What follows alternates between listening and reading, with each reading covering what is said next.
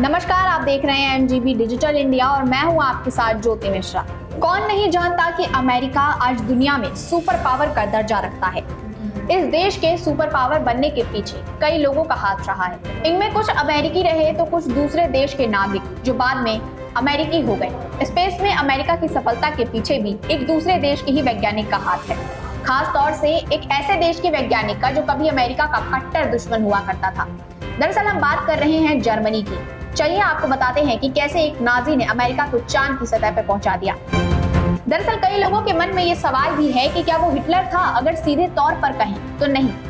हाँ, ये जरूर है कि जिस वैज्ञानिक ने अमेरिका को चांद की सतह पर इंसानों के साथ पहुंचाया वो कभी हिटलर का बहुत खास हुआ करता था। खास तो छोड़िए, इस वैज्ञानिक को कभी पूरी दुनिया एक कट्टर नाजी सैनिक के रूप में पहचानती थी। हालांकि बाद में ये वैज्ञानिक अमेरिका जाता है और अमेरिकी स्पेस एजेंसी नासा को बुलंदियों तक पहुंचा देता है। इसके बाद अमेरिका न सिर्फ इस वैज्ञानिक को पैसा और पावर देती है बल्कि उसे अमेरिका की नागरिकता भी दे दी जाती है। आइए आपको बताते हैं वो वैज्ञानिक कौन था।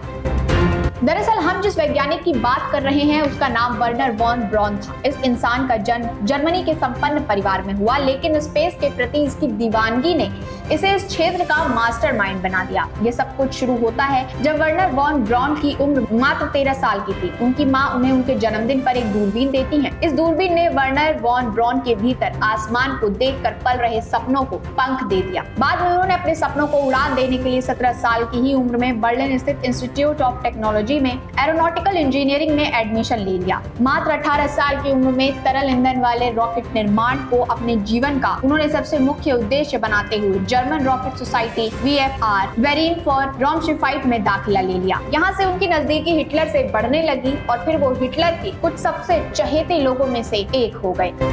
1945 के बाद जब सेकेंड वर्ल्ड वॉर अपनी अंतिम अवस्था में था और जर्मनी हर मोर्चे पर हार का सामना कर रही थी, तब अमेरिका ने प्लान बनाया कि वो हिटलर के जितने भी बेस्ट ब्रेन हैं उन्हें अमेरिका में ले आएगी। इसके लिए उसने एक ऑपरेशन चलाया, ऑपरेशन पेपरक्लिप। इसी के जरिए अमेरिका ने वर्नर वॉन ब्रॉन को उनके साथ भारी संख्या में अन्य जर्मन वैज्ञानिकों को भी अमेरिका बुला लिया। इसके बाद इसी टीम ने अमेरिका के लिए 16 अप्रैल 1946 को पहला V2 लॉन्च किया और अमेरिका के स्पेस मिशन को बुलंदियों तक पहुंचा दिया। इसके बाद जब 1955 में अमेरिका ने नासा की स्थापना की तो वर्नर वॉन ब्रॉन को यहाँ भेज दिया गया और फिर 1969 में जो हुआ वो दुनिया के लिए एक मिसाल बन गया। दरअसल इसी साल 20 जुलाई को नील आर्मस्ट्रॉन्ग ने चांद की सतह पर पहला कदम रखा था। फिलहाल आज की इस खबर में इतना ही। देश विदेश की तमाम खबरों के लिए देखते रहिए MGB डिजिटल इंडिया। धन्यवाद।